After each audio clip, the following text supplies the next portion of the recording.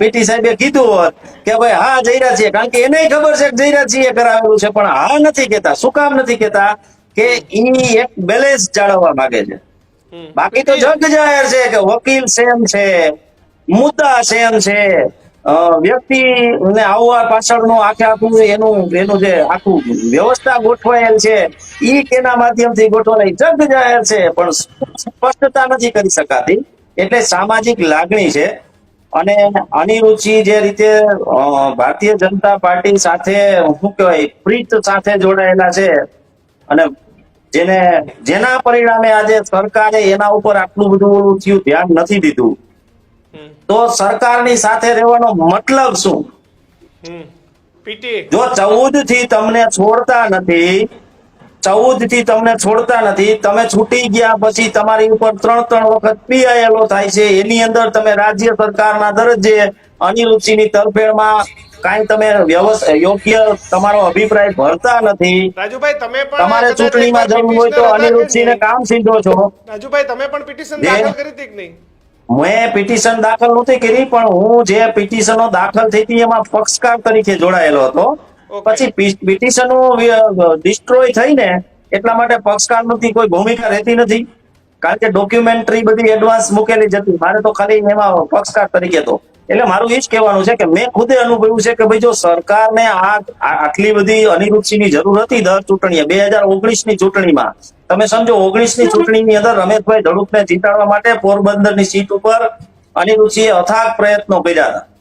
એ પછીની તમામ ચૂંટણીની અંદર તન મન અને ધનથી અનિરુચિએ ભારતીય જનતા પાર્ટીનું કામ કર્યું. તો પાર્ટી શું કામ આજે સરકારમાં છે, તો પાર્ટી શું કામ 14 થી અત્યાર સુધી લટકાયા? 2022 માં કોંગ્રેસનું કામ કરેલું હતું. 2022 માં કોંગ્રેસનું કામ એને કઈ ન કર્યું હતું. પહેલાથી જાહેર કર્યું હતું કે ભાઈ મારે આ કારણસર મારે ભારતીય જનતા પાર્ટીની બદલે કોંગ્રેસમાં કામ કરવું પડે છે. હું બીજા જિલ્લા તાલુકાની અંદર હું ભારતીય જનતા પાર્ટી સાથે છું. જો આટલું બધું ઋણ સરકારનું અનિરુચિ ઉપર હોય અને અનિરુચિ લાગણીવશ એમની સાથે રહેતા હોય તો સરકારે 14 થી શું કામ લટકાડ્યા છે? બિલકુલ. કરણસિંહ એવી વાત રાજુભાઈ કહી રહ્યા છે કે ભાઈ પીટી બોલી નથી શકતા, બાકી કોઈ બોલતું નથી, પરંતુ પડદા પાછળના મેન કહી શકાય તે જયરાજસિંહ છે. આ વાત સાથે કરણસિંહ આપ સહમત છો? જો રાજુભાઈ પણ એક પીડા કહેવાન છે, આજે વિચારો વ્યક્ત કરે ને એમના પોતાના હોય, એટલે મારી પાસે તો કોઈ પુરાવો કે કોઈ માહિતી કે એવો કોઈ સંદર્ભ નથી.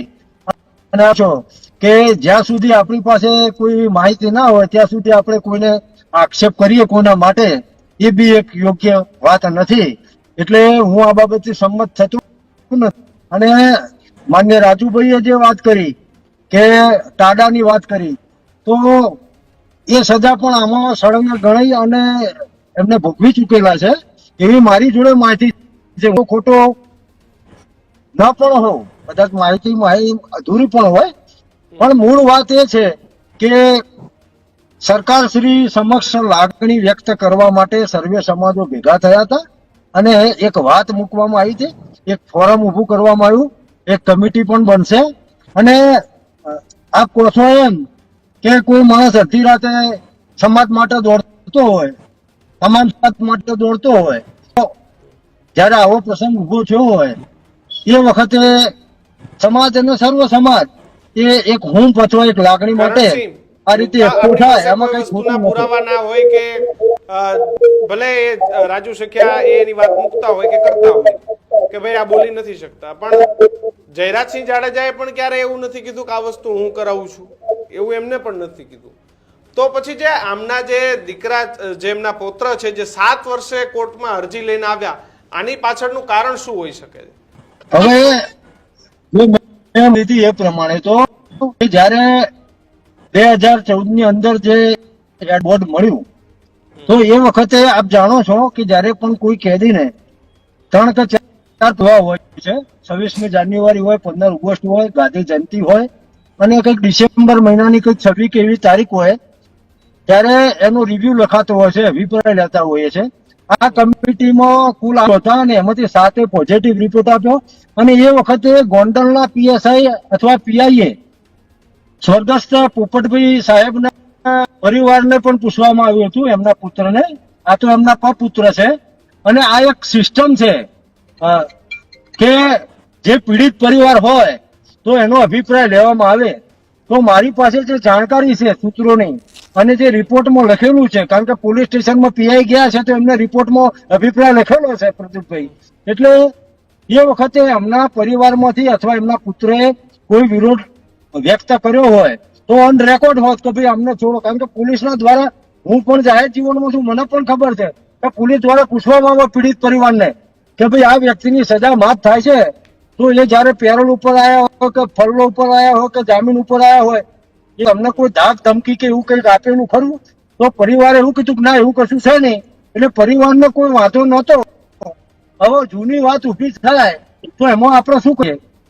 પણ તે વખતે કોઈ વાંધો લીધો નથી એવું પોલીસ સ્ટેશનના રેકોર્ડ પણ આપણે જોઈ શકીએ છીએ. એવી માહિતી મારી જોડે છે. પણ પીટી, ઘટનાક્રમ એવો છે કે ભૂતકાળમાં પણ અનિરુદ્ધ છે ને જયરાજસિંહ સામસામે હતા. એ પછી સાથે આવ્યા, સમાધાન થયું, અનિરુદ્ધસિંહ જેલની બહાર આવ્યા. 2022 થી બંને ફરી સામસામે થયા અને અત્યારે દ્રશ્યો આપણી સામે છે. આ મૂળ લડાઈ તો બંનેના પુત્રોના ટિકિટ માટેની છે. જયરાજસિંહને એવું છે કે મારા ગણેશ જાડેજા ધારાસભ્ય બને, અનિરુદ્ધસિંહને એવું છે કે રાજદીપસિંહ ધારાસભ્ય બને. તો એવું લાગે છે કે સમાજે સરકારને દબાવ કરવા કરતા આ બંનેનું પણ સમાધાન કરાવવું જોઈએ. ભાઈ તમે બંને સાથે રહો તો સમાજ એક રહેશે. ખરી વાત છે, કરાવવું જ જોઈએ અને થવું જ જોઈએ. બરાબર છે. અને ટિકિટ છે એ કોઈના હાથમાં નથી. બરાબર છે. એ તો પાર્લામેન્ટ બોર્ડ નક્કી કરતી હોય છે કોને ટિકિટ આપી ના આપી. બરાબર છે. હું કહું ને ટિકિટ મળી જાય કે આપ કયો ને ટિકિટ મળી જાય કે સમાજ ભેગો થઈને કે ટિકિટ મળી જાય એવું પણ નથી. પણ 2002 જયરાજસિંહના પરિવારનો ગોંડલની સીટ ઉપર તો દબદબો વન સાઈડ જ છે ને ટિકિટ લઈ આવવા. પછી ભલે કદાચ 7માં